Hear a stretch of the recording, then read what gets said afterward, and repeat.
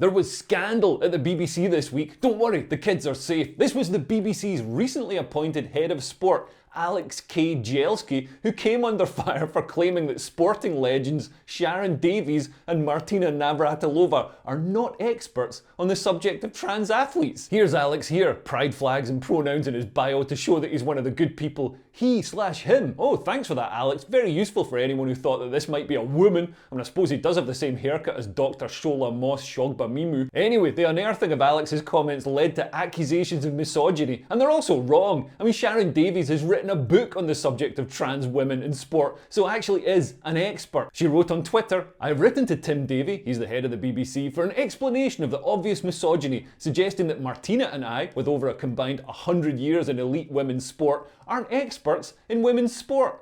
Sharron's book is called Unfair Play because trans athletes who've been through male puberty do have an advantage in sport. They're stronger, they have greater bone density, and they find it easier to parallel park outside the stadium. If you want to have an idea of how unfair it is, look at this clip of a trans athlete competing against women. In case you couldn't tell which one the trans athlete was, it was the one who looked like a man and ran twice as fast as the women. Transgender athletes are steadily pushing women out of women's sports. Despite representing a tiny percentage of high school athletes, male-born transgender athletes have taken the state track titles in 5 American states this year. Every place is a biological male athlete taking a space from a woman. Alex Kay-Jelski also suggested that having separate categories for trans athletes was comparable to having special categories for Jamaican sprinters and Ethiopian marathon runners, as their genetics has been shown to give them an advantage over their rivals, which is an interesting take on race. I mean, trans women are radically biologically different as they're biologically male. Here's a picture of a real woman and here's a picture of a trans woman. Can you spot the difference? Is the BBC's new head of sport really suggesting that Jamaican and Ethiopian people are so radically biologically different to the rest of the world? Well, I guess Hitler would agree with you, Alex. He also said that anyone who opposes biological males in female sports is the same as people who say,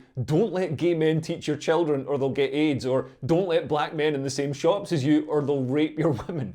I don't think this is making the point you think it is, Alex. So Alex isn't an expert on race, whether that means ethnicity or running in a line to see who's fastest. A Twitter sleuth did some digging and claims that he was a graduate trainee at the Daily Mail and promoted to deputy sports news editor with no sports experience, and his degree is in French and Spanish. But I don't think the BBC really care about that. They just check that his LinkedIn profile displays the pride flag and gender pronouns to show that he's got the right gender ideology. And you don't need a degree in biology to see that allowing biological males in women's sports is unfair and dangerous. Trans cage fighter Fallon Fox broke the orbital bone, that's part of the skull, of her female opponent Tamika Brent, who said she'd never felt so overpowered. Skulls being broken hasn't traditionally been a regular part of women's fighting. And women's sports are fast becoming a retirement community for mediocre male athletes. Trans weightlifter Laurel Hubbard competed as a male athlete with little success before becoming a female athlete at the age of, I think it was 36, and making it all the way to the Olympics.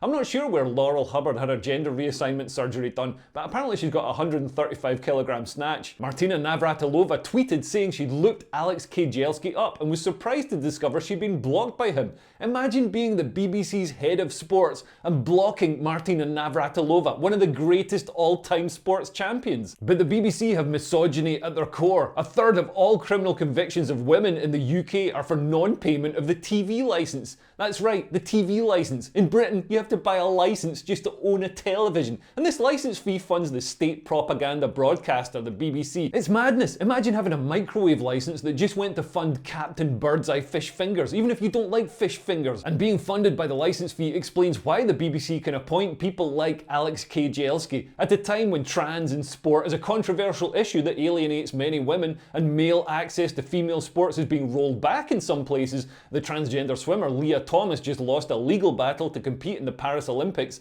The BBC can pursue its divisive anti-women agenda because it doesn't need to worry about its customers shopping somewhere else. If you're a British woman who thinks that female sports should just be for females, you're forced on pain of imprisonment to pay for a cabal of Oxbridge-educated communists to make misogynist propaganda. Defenders of the BBC say, well, it provides exceptional value for money. Well, if it's that good, surely people would willingly pay for its services as they do with Netflix or Disney. Why is the BBC holding itself back by insisting on being funded by levying a regressive flat tax on households? Anyway, thanks for watching. If you want to support me making these videos, please cancel your license fee and give it to me instead by becoming a patron. There's links below, and like and subscribe. And if you know a BBC apparatchik, please send this video to them so they know they're participating in a misogynist communist charade. Okay, thanks for listening. I've been Leo Kears. Bye. Bye bye.